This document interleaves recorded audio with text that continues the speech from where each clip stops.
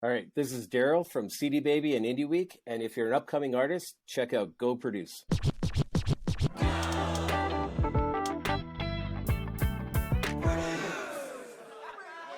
All right, Mr. Darryl Hurs. Thank you so much for being here. SmArtist. We've got Darryl Hurs. He has 25 plus year history in the music business, including launching and running one of Canada's largest indie music festivals and conferences known as Indie Week. He was recently hired as the Director of Market Development for CDB.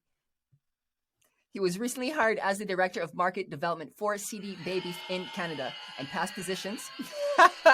Here we go, Grumpy Sound Guy. Big shout out to Darryl.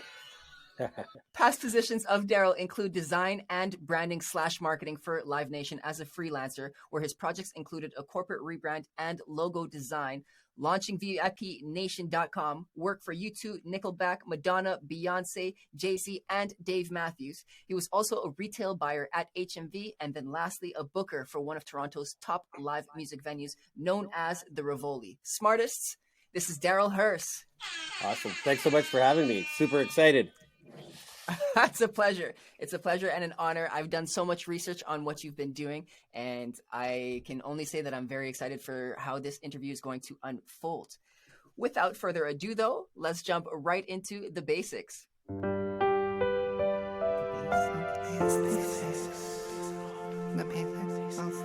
right.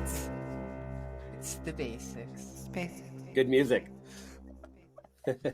I'm glad you can appreciate it. Our grumpy sound guy likes to have some fun with our transitions, and that's what he came up with for this season. I giggled, not gonna lie. But the basics, what we're gonna do here is ultimately we just want to understand you a little bit better. Why did you choose music over anything else? I'm feeling it chose me. Basically, since I've been in grade 6, I knew music was the path for me. I thought as a performer earlier, but it ended up being more on the business side. But I just have known since grade 6 I want to do something in music. It was grade 6. So almost you interacted with music throughout your life. And what happened in grade 6? Was there a specific event, or did you just reach a certain level of awareness? I think it's just hearing songs on the radio, and I just wanted to know more about it. I wanted to be a part of it. And I don't know how to explain it, but I just knew music was it. And music was it. Okay, so that was it. When you knew music was it, how did you start to explore that a little bit further? In case we do have some young listeners and they're like, I don't know, maybe I'm in that in that period. What steps did you take for that? Well, going into grade 7, I saw that there was an option for music and band, and I went into that. And I wanted to play guitar, but they didn't offer it. It was saxophone, and I hated it, so I quit that. And I still wanted to learn guitar, and it took 3 years of me continuing asking my mom, can I get guitar lessons? Till she finally broke down and just, okay. And then my first guitar teacher sucked, so I got a different guitar teacher after that year, and he sucked. It wasn't until the third guitar teacher that I found one that was absolutely amazing and changed my life.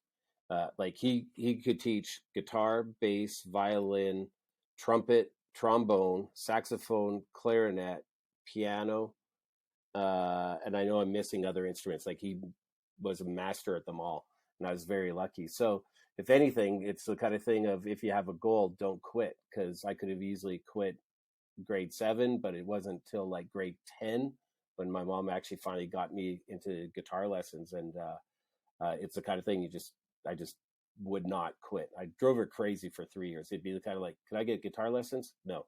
Can I get guitar lessons? No. Can I get guitar lessons? Like, I just kept going until she said yes, but it took 3 years. Persistency. Yeah. I admire that in children. I see in adults a lot more. They're even terrified of getting that first no. But children or younger humans are just more eager, and they're willing to experience that. So I'm happy that you were able to pursue that, and also share that this is what it's required. Sometimes you're not going to get that yes, and sometimes it takes 3 years of asking, and then 3 different kinds of coaches. So what was it about this one coach or this one teacher that really changed the game for you? How did they connect with you to really let you flourish? Well, basically, he taught me theory, so I could sight read. I knew keys and modes and scales, all that kind of stuff. Um, but he also, like, he had a ton of experience. You know, he came from the States and had played with some people like Ella Fitzgerald and things like that. And he really brought that sense on, if I want to do it, it comes from me. Like, he can't force me to learn. He can't force me to practice. And I remember one time I hadn't practiced and I skipped a lesson. And so it was like 2 weeks in between. And I came in unprepared, sat down, started playing. And he's like, "What? Get out." They're like, "What?" He's like, "Pack up, get out, come back in." And he's like, "That never happened. And don't ever play like that again." And so I really took that, like it was really, if you're going to do it, you have to put your effort into it. You can't sort of fake it. You can't call it in, as they say. And that really sort of instilled in me a work ethic. Like I went on to college and he helped prepare me for college. And I had like a 12-hour practice schedule. Every single day I practiced guitar nonstop, 12 hours.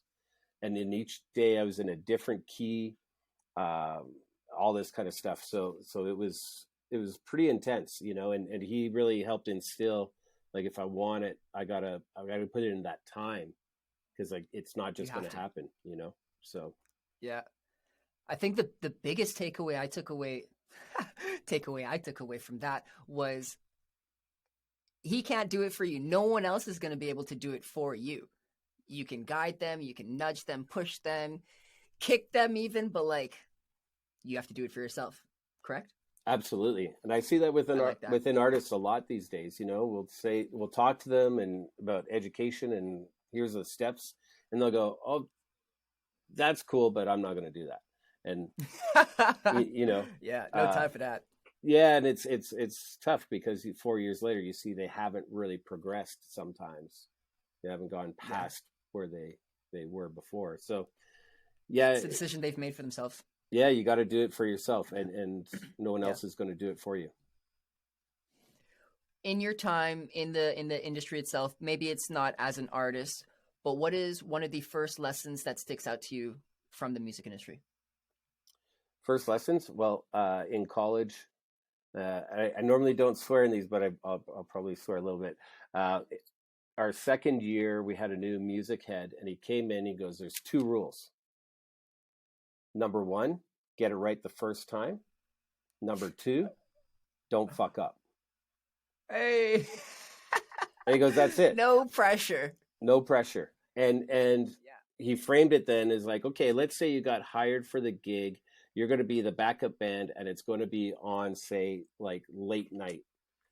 And that's like a live performance recording. But you're the guy that shows up out of tune, or you don't know your part, you're off key, off time. How are you going to find work after that? So he framed it in the sense that as a musician, and a lot of what we were going through in school is a hired gun, like a sideman. You're hired for the show. You got to show up and you got to like deliver, and there's no room for mistakes. There's no room for screw ups.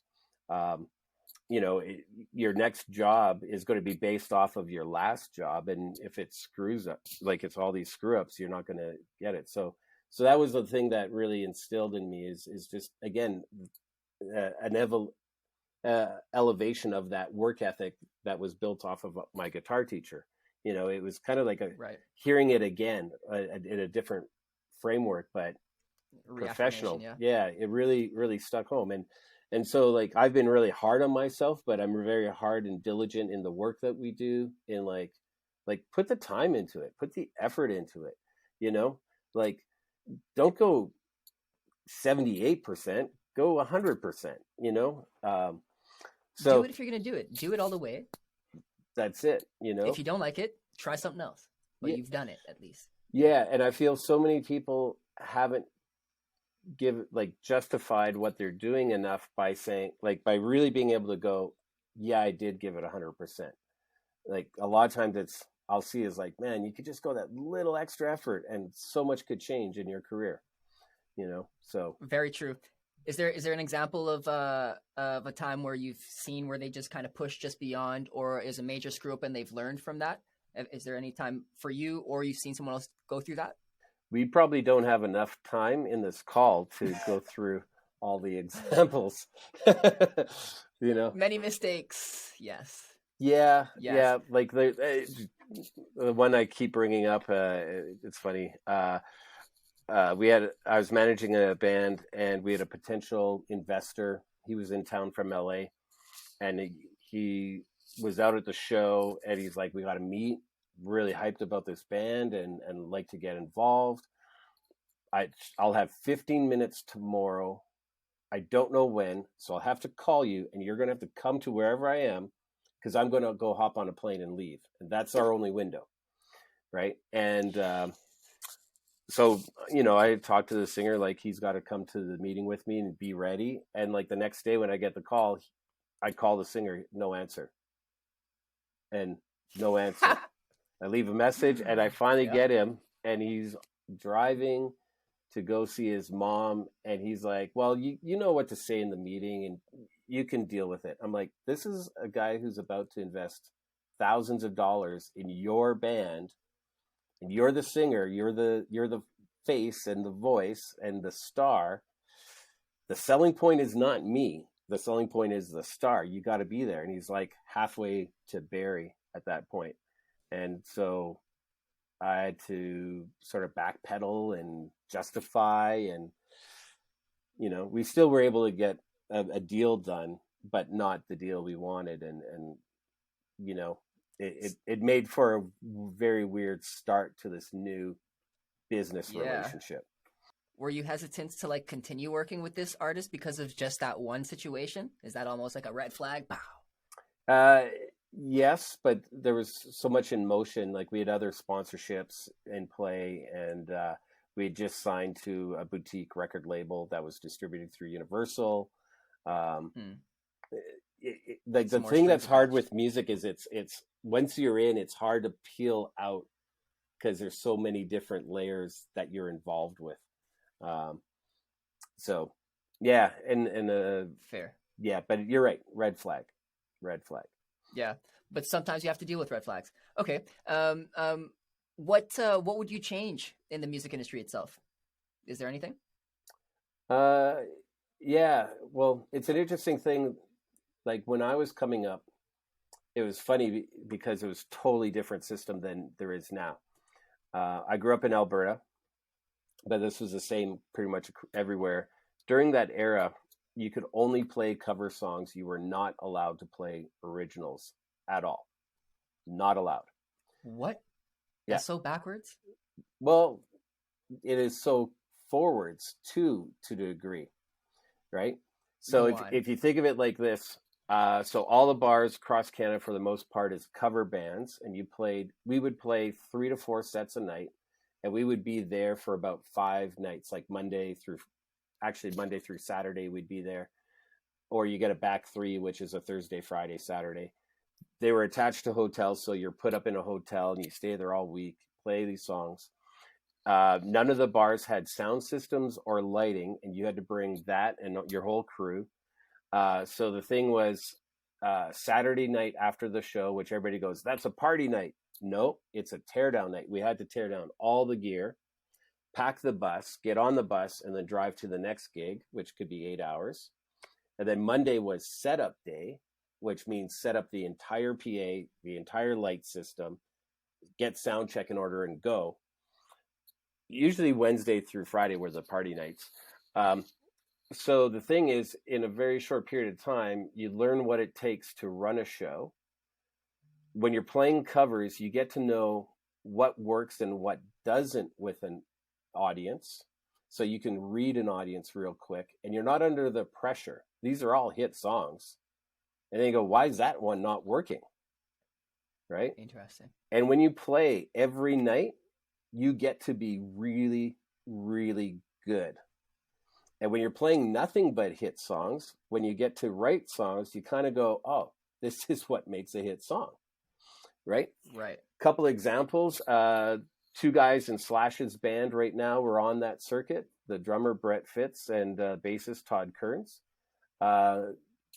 Guitarist from, well, basically Age of Electric came out of that whole scene. They were actually called Electric, which is cult cover band because Electric album. And Kurt, the drummer, went on to be in New Pornographers. Ryan, the guitarist, went to be Limblifter. Brett Bamford's guitarist was Robin. He was an AC/DC cover band. Five Finger Death Punch, their guitarist was in a cover band. So like all these musicians who are really good have gone on to do really great things in the business. So the thing is, then you insert your originals in the covers and people think it's a cover, but they learn it's your song and you've got an audience. Because the other part too is all the bars were, for the most part, fairly busy because people were going out to bars to just hear bands. Indie artists, and part of it, here's the part that is really good. There's a framework. There's a circuit, a B circuit, and a C circuit. And it's kind of like you had to do this to get to the B circuit, and you had to do this to get to the A circuit. So there was structure, right?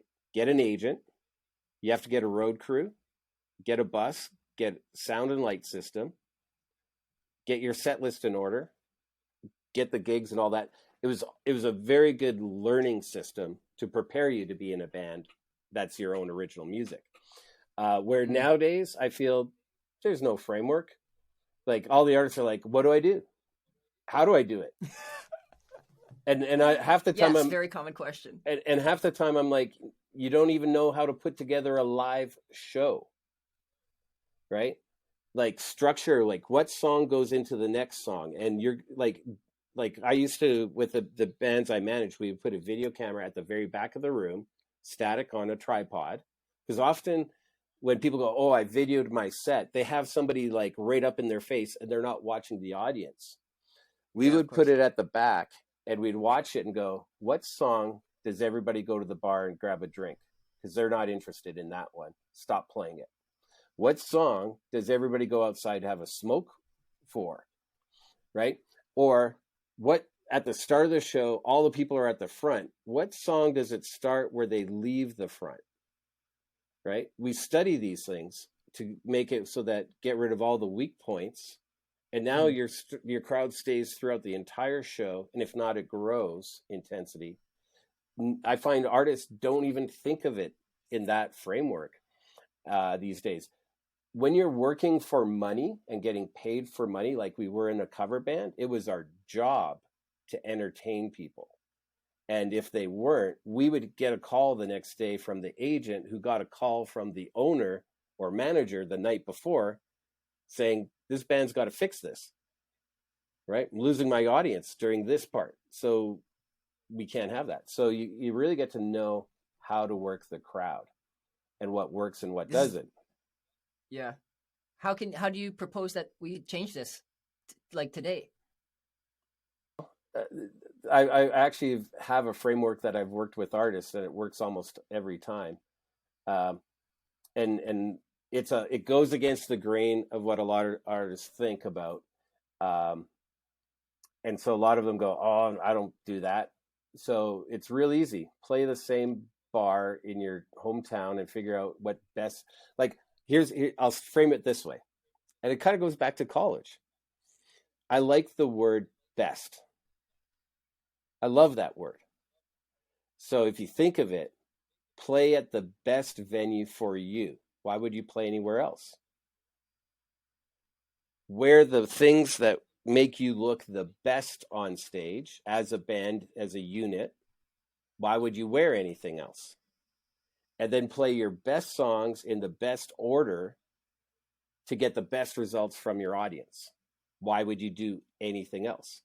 So the thing is, when you look at it that way, you're constantly working out the weak points and adjusting to get to best as right. Best as you can, right? And that's where you're going to get the best results, because there's so many times I see artists where it's like, song we're going to play next. They don't even know. Yeah, And it drives me insane. drives me insane, right? Or Woo! like it just sort of like they kind of approach it loose. And I get that as an artist. You know, you want to have that loose feeling, but there's so much competition. There's so many bands out there, so many artists out there that are competition. Yeah. And you know, a lot of times like I'll talk to artists like, do you like what's on top 40? Do you listen to like the top charting songs? And most of the time they're like, I hate all those artists. Yeah, but they're successful. There's a reason they're at top 40. They're Yeah. the reason they got there. And a lot of times, I'll be honest, it's kind of like they're easy to work with, right? Hey, you should Is do that. what it is? Yeah. Well, think about That's my how next, we. like, curious. Well, let's say a manager says, "Hey, you should wear this." Nah, I don't think. As opposed to, yeah, okay.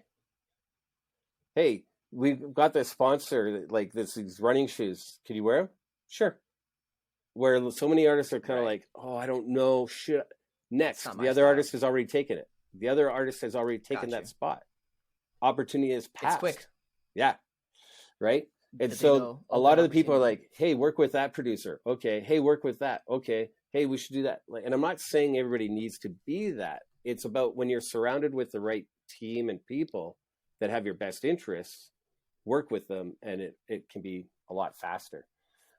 Yeah, I've just dealt with so many artists, and they're great. Like I love them all, but some of them have been the downfall of their career by questioning every single step so much that the step doesn't happen, that they've put the barrier up, and it's like, well, someone else has already gone around it, you know, and worrying about. Is it too late for these artists? No, never. What can they do to adjust? Final question before we go on to the next segment. What can they do to adjust and like escape this? Be open to things. Be open and like just be open. It goes back to, it comes from you. So really evaluate what you want and who you want to be as an artist, but then be the best of that artist you can be. Because there's so many times people show up at shows and they're just showing up. And you know, image.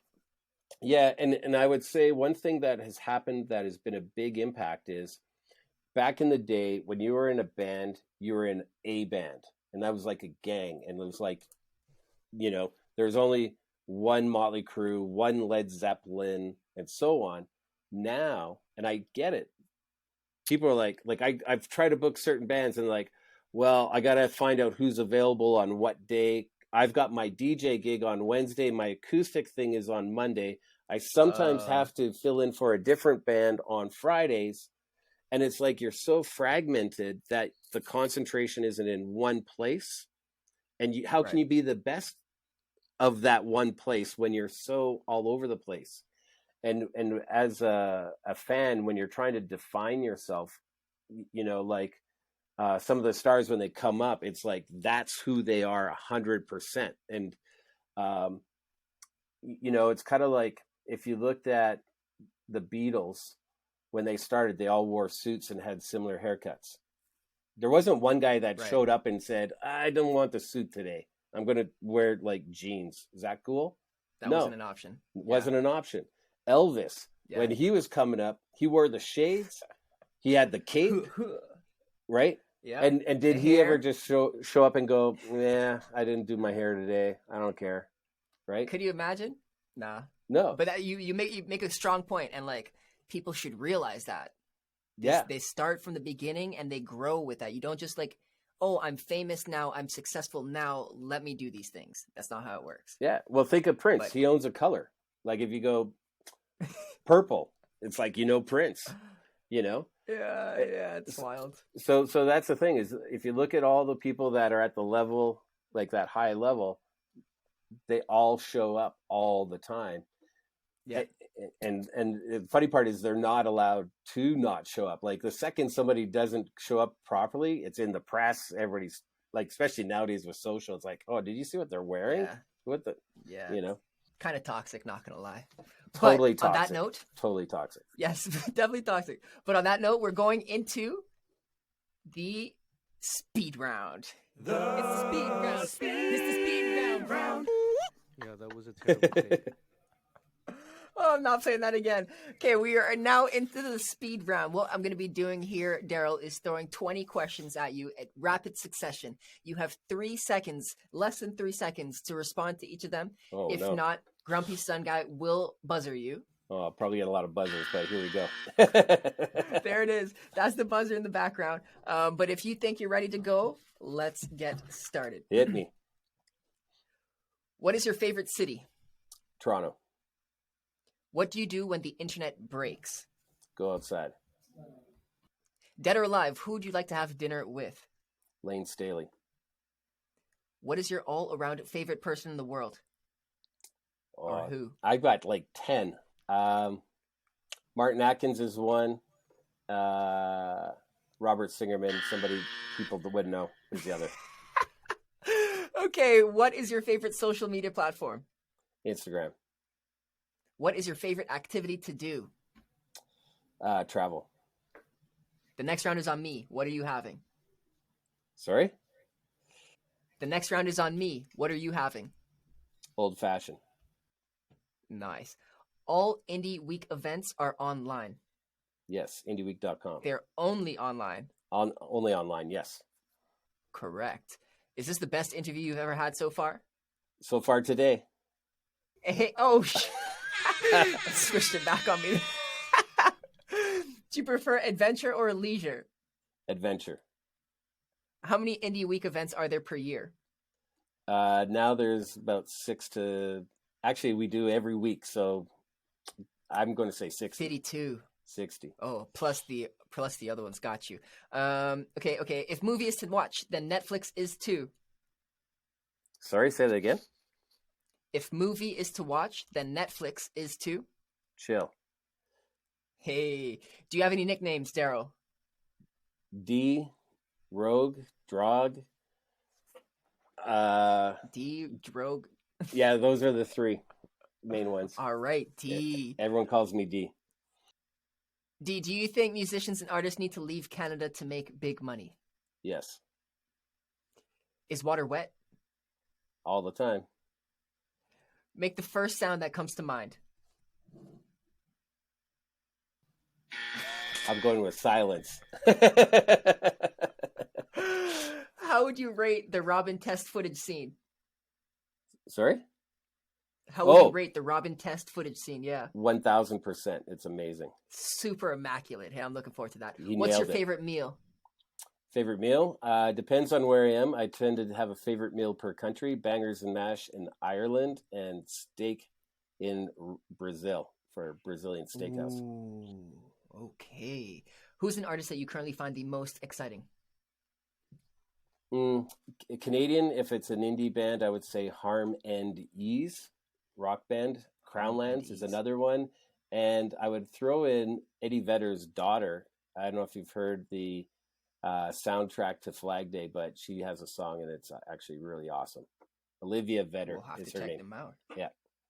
Awesome. And final question. Can you imagine a world without music? No, it'd be too quiet. And my ears have tinnitus, so it'd be ringing all the time. Can't live with tinnitus. That's unnecessary. It's the speed round. That was the speed round. Yeah, that was. I made it. Take. We made it. Is there anything that you would like to justify from those questions? Just trying to be as honest as I can. So I'll let them be as they are. I have one thing I would like to justify in the speed round. You said artists, if they want to make big money, they have to leave Canada. Can you just break this down a little bit more? Why do you think that is? If you think that the population of Canada fits in California itself, there's a whole lot more people outside of Canada than there is in Canada. So, like, that. UK has twice the population and it's an island. Brazil has multiple times the population. Mexico has multiple times. So essentially, it's kind of like if you could make 10% off of a population, Canada is at 30-ish million. I would go for 10% of UK over Canada. I would go 10% of Germany over or Japan, or India, or Mexico, or Brazil. So the reality is just simply is Canada in music is an export nation. We always are exporting music. So if you think, and it says something about Canada as we are world leaders in many genres. So think of this. I'll do a speed round real quick. Celine Dion, AC with Michael Bublé. We've got David Foster in AC as well. Diana Krall is jazz. We've got Bryan Adams, Sarah McLachlan, Sum 41, Nickelback for the rock, Billy Talent now as well, Shania Twain for the country, Avril Lavigne also is the punk. So we've produced all these massive artists, and right now we're killing it because we always have top 3 in the top 10: Drake, Weeknd, and Bieber. And they're massive, and they've all been massive outside of our country, which in turn always turns into huge popularity inside our country. So the thing that often doesn't work is really try to build up only in Canada, because that means you're not huge elsewhere. And even when you become big in Canada, unfortunately, that doesn't translate anywhere else. So think of Blue Rodeo, Tragically Hip.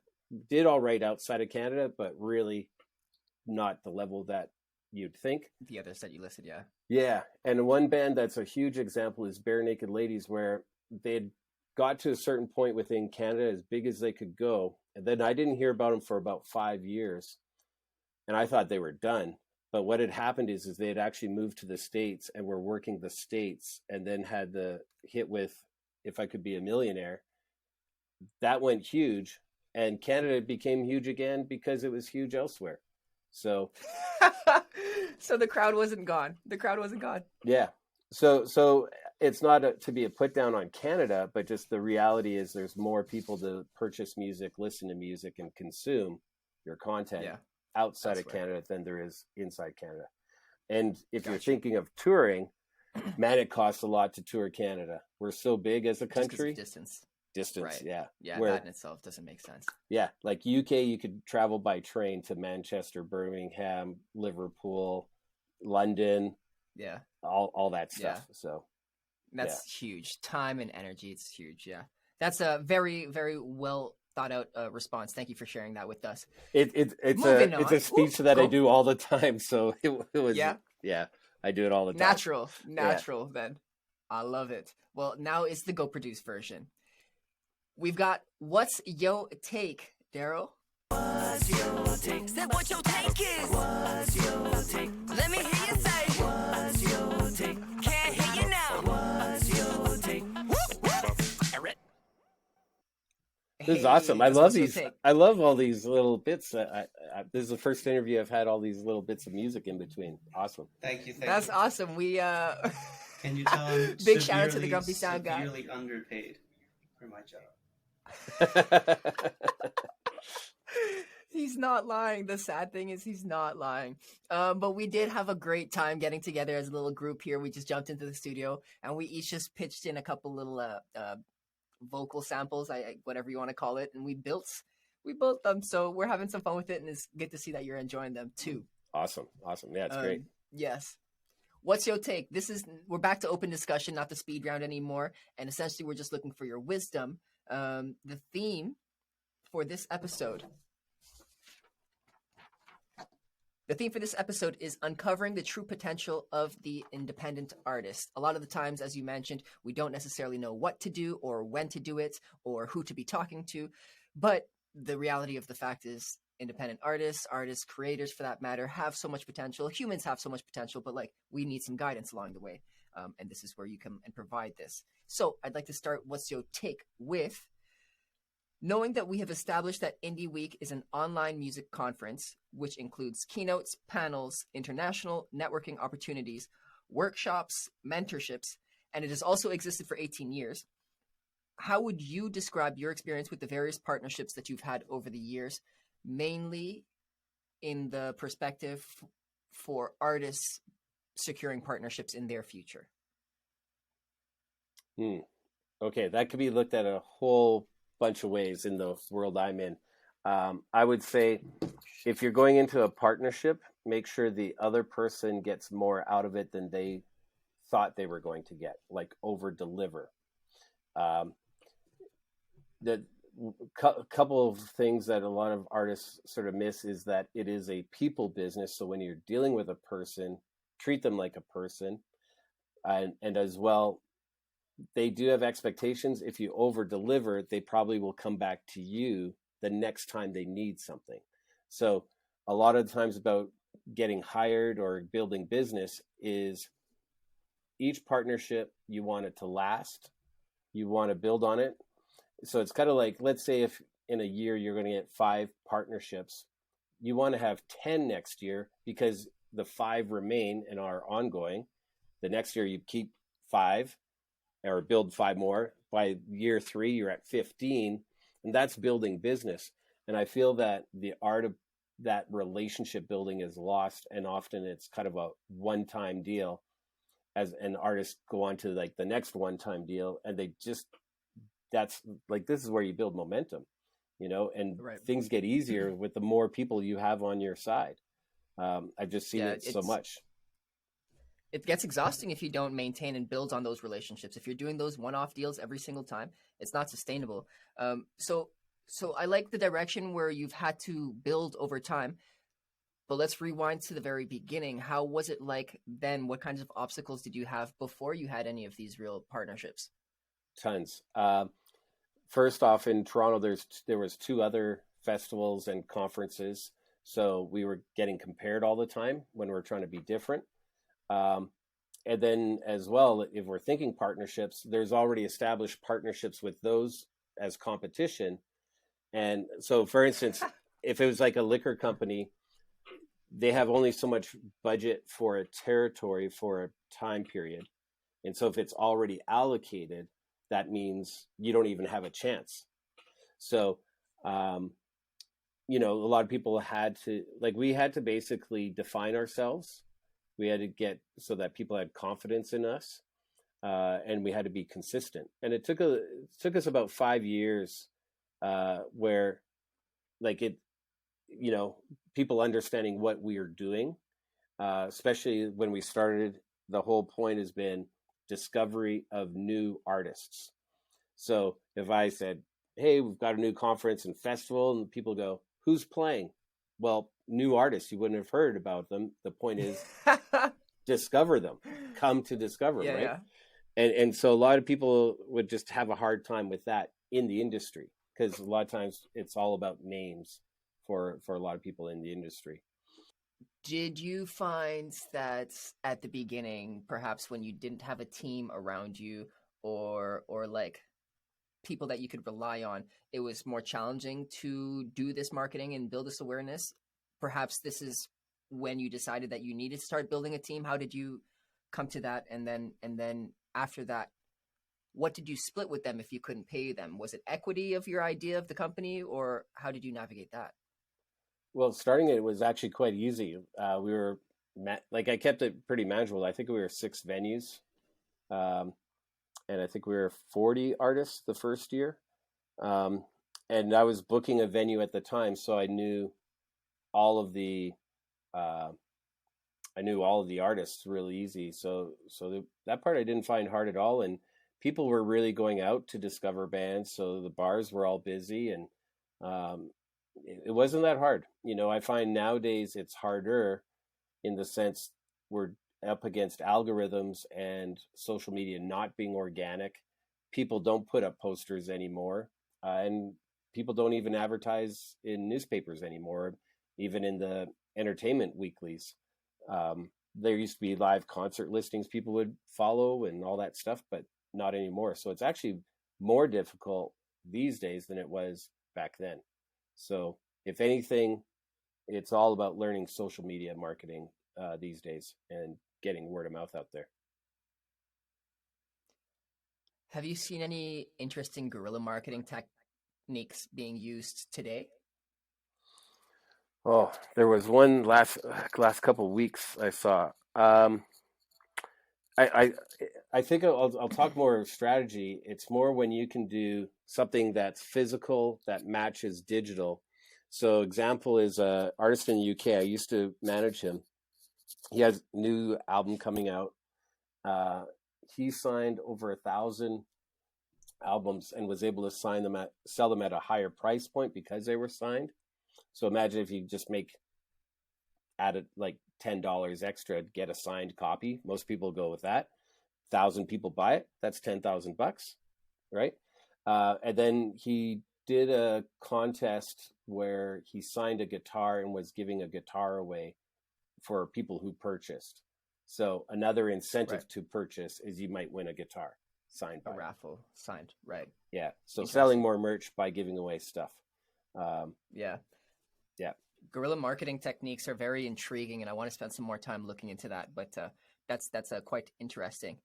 To sum up this "What's Your Take" segment, because we're getting a plethora of good information, but we got to keep it going as well. You bet. I would love if you could give us a quick 30 seconds on your big events throughout the year, and going virtual. Just a little summary. I know you said you've got like 60 of them, but we'll talk about the weekly.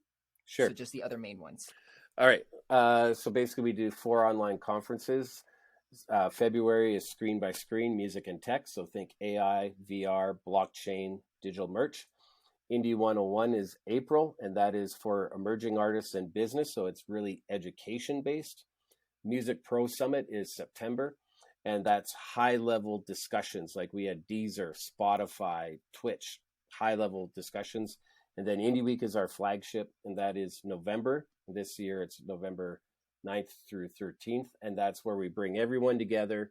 We have a lot of the conversations that we carry on from the other conferences, but we also include a big international element. So meeting with international business delegates. That is so much. And each of those links can be found under indieweek.com, correct? Correct, yeah. And they all have their own links as well. So listeners, just so you're not overwhelmed with all that, each of those links will be in the show notes. We will share that with you.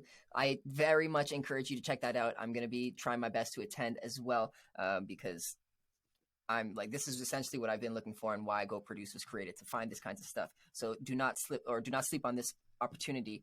I did say we're going to talk about weekly a little bit as well, Indie Weekly. So can you summarize that too? And then I've got another question from the back. Sure. Indie Weekly, we wanted to bring together people online as a community as we go through this weird time, but also be able to educate and connect. Indie Weekly is Tuesdays at 4 o'clock Toronto time. Sometimes we change it because it might be an international guest and their time zone's different. But people tune in from around the world, and everybody can chat in the sidebar and share information, collaboration, songwritings come out of it. It's free, and that too can be found at indieweek.com. Very nice. Very nice. I'm looking forward to that. We actually had a couple of past guests from Go Produce on your roster as well. They're not all coming to memory, but as I was doing my research, I did see that. Nice. You've been sharing us a lot of wisdom, but for young professionals, when they release music, what do you see us doing wrong more often than not, and how can we get better?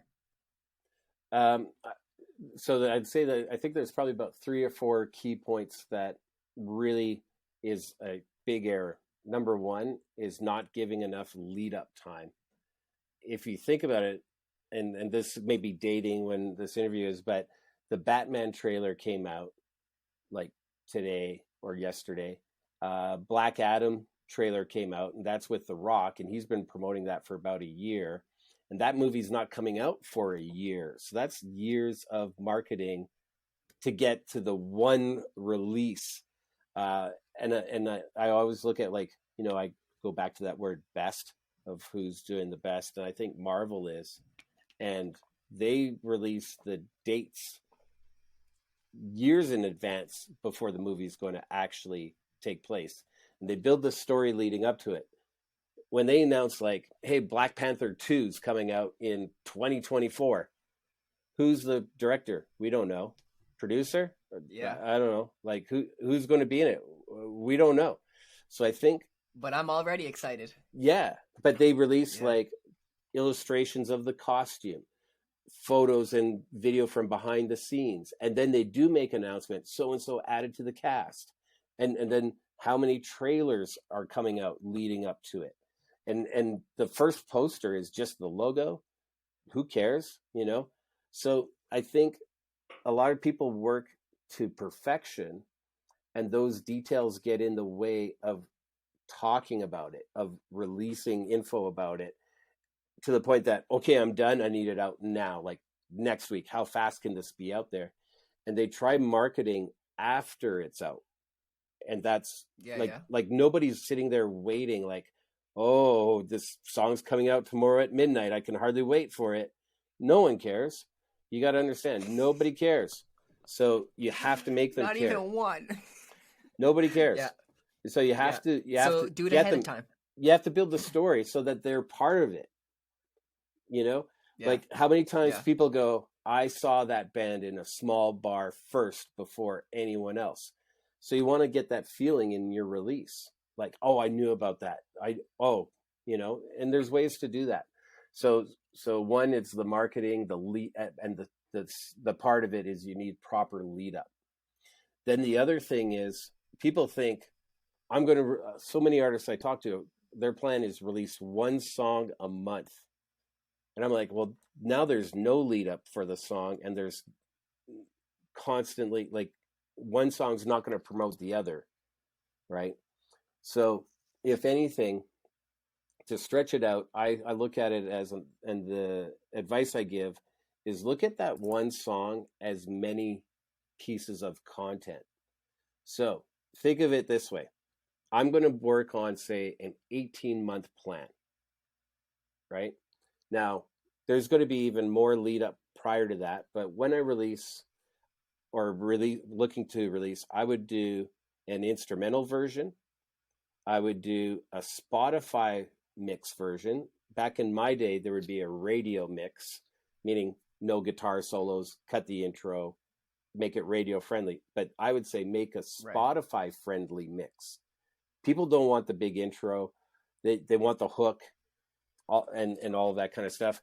And then do the long play mix that's got all the extra stuff and can be 6 minutes long or whatever. Do a remix and do a collaboration with somebody else. So here you have one song, but you potentially have 8 different versions of it, and you can release it over a time of 18 months. So you're right. And man, that's extending one project for real. And what it does is it keeps the story of the song going over 18 months, right? Now think of it this way. Once you release that initial part and you start that timeline, 3 months later, you release a different song and you start a similar timeline with that song. So if you think about 2 songs, I could potentially have 16 pieces of content out over 2 years. And you're really focused on the marketing of each of like the main milestones, not necessarily all of them, but like this collaboration with an artist from Brazil singing in Portuguese. I'm singing English. Maybe their market will gravitate because he's on or they're on that song.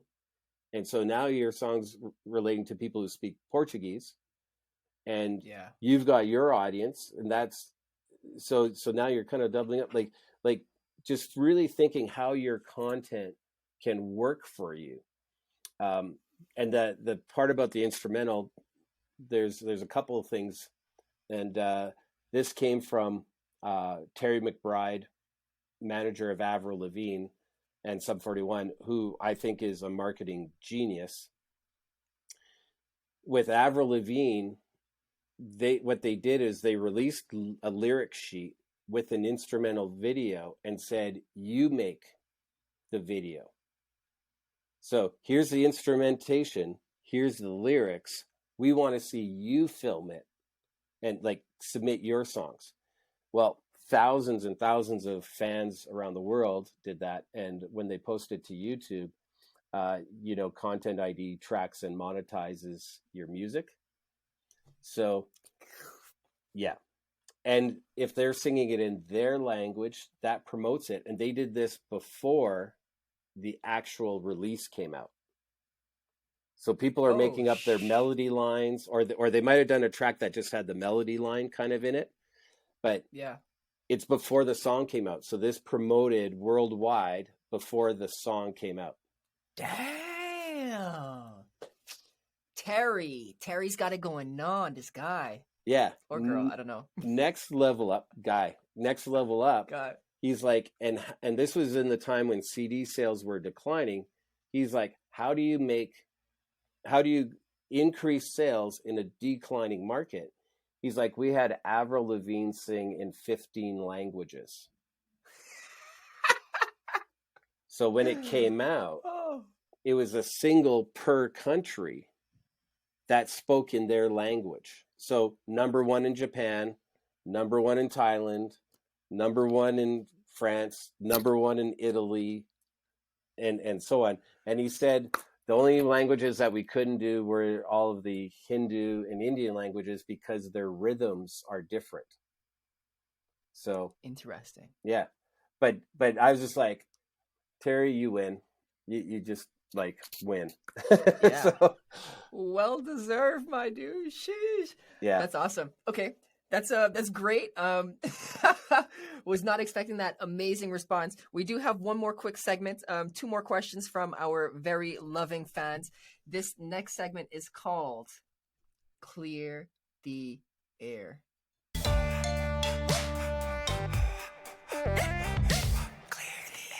Let's stop recording. All right. Cut. So Cut. Clear the air. We have a SmArtist. His name is Brad. Big shout out to Brad. He does a lot of great photo and video work, and this is his question. Hello, Darryl. My name is Brad. What is the best way to make your way onto Sound's Canadian playlist by CD Baby? Oh, that's a great question. And that's that one's an easy one to answer. First, it's we've got an Instagram account, CD Baby Canada, and we've got links in the bio, and basically there's a form that you just fill out your information. We update it once a month, so it's best to get it in by the 3rd week of the month. And we look at it all. The one thing to note is we try to be as diverse as possible. So what that means, though, is if we get like an onslaught of pop songs, there may be less room just because of the volume that we're getting. So, but we might get only one instrumental song. So we want to include that genre as well. So, but although we've been getting a lot of instrumentals lately, which is pretty cool. But yeah, it's just submit every month. And if you don't make it on, submit the next song. Like timing is a big factor. Try again. And it may depend on what's happening that month too. Of course. Yeah. So we might lean don't take it personally if you don't get, selected as an artist, Yeah. Playlists have their agendas as well. Like everyone's doing their own thing. Just try again. It's all good. Yeah. And if you are a CD Baby artist, we do a meetup monthly on Zoom. So that I can give some more advice and information direct to CD Baby artists. Wow. Boom. That's perfect. Thank you, Brad, for asking that question. Grumpy Sound Guy, do you have a question for Darryl? Yes, Darryl. I was going through your socials and I was wondering what's up with the overpopulation of your stuff. Like you're sharing stuff like there's no tomorrow. That caught my eye. I wanna know if there's a strategy or if there's a purpose behind that. Which account are you? Personal, indie mostly. I think we were talking about your Facebook one, right? Yes, mostly on Facebook. I think we were looking at the Facebook Indie Week one. We were looking at it. There's so many different kinds of blog posts there and like tips and tricks like every hour almost. Yeah, well, the thing is like we've got an international audience, so and we have international partners. So as our partnership and audience has grown, like a lot of what you'll see is we're sharing content from Brazil, we're sharing content from Bangkok or Asia. And then as well, we've got our sponsors. So like Bandzoogle, we're sharing that. And then CD Baby, we're always sharing their blogs, education. Shout out Bandzoogle, for real. Yeah, they're great. So that's it. Is we just have a lot of volume of stuff to share. And you have someone. Go ahead, sorry. Well, just the thing is, like, we've got our international audience, so people are tuning in at all different times of the day too. Right. So you probably have a dedicated team that's posting all of this frequently. You're not doing this yourself? Yeah, no, I don't. No. It's funny because we get a lot of messages, "Hey, Darryl," and it's like I don't even look at Instagram for the most part. Yeah. So fair. Yeah. But so you've got someone else doing it. Obviously, you're doing it to cater to the international audience. Do you find that the ROI is worth it, or do you find that maybe we're doing too much of this? What's going on there? Well, a lot of things, people are always hesitant, and really the stats are like this. You'll get a spike, and then people will unfollow, but you'll get a spike, but it's continually an upward curve. So Right. And what we found is when we do less, the curve flattens. So So it's kind of like, imagine if you do 20 posts in a day and you get 2 follows per, but you get 1 unfollow per. You're still up. You're right. That's interesting. No, okay, awesome. Very, very awesome. Thank you. Well, Very in that grateful for you to case, share that's that a with flat us. line, but you'd think 3 follows per. But yeah, that's. But Yes, yeah, it's. yes. I've watched the insights, and it's the fact is you just got to do more stuff to get more things. Yeah. And yeah, like our numbers keep going up. So it's just whenever we actually see it, like when we pause or do a little bit less, numbers go down. It'll dip. Yeah. It'll dip. It happens. Oh, well. Grumpy, do you have any final words for Darryl? Yes, although this was a very long interview, I did not fall asleep as I normally do, listening to Louis. So that only speaks wonders of yourself, Darryl. Thank you so much for being with us. Thank you for not being so grumpy. Awesome.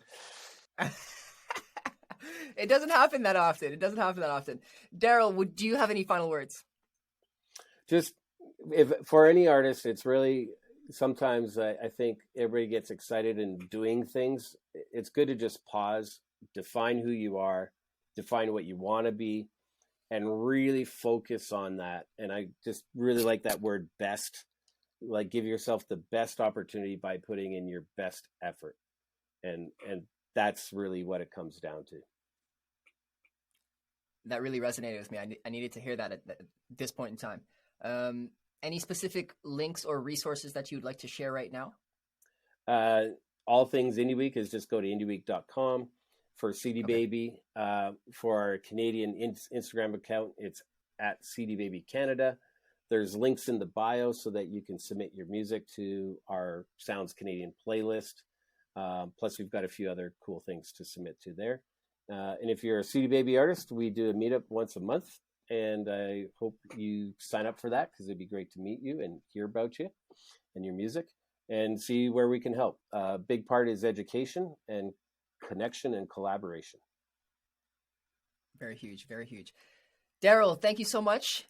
That is it for the episode. SmArtist. If you want to connect with me or other like-minded individuals who also listen to the show, then you're going to want to be part of our Facebook community. This is at goproduce.ca/groups. It's free. My name is Big Lou, and I want to see you there. We out.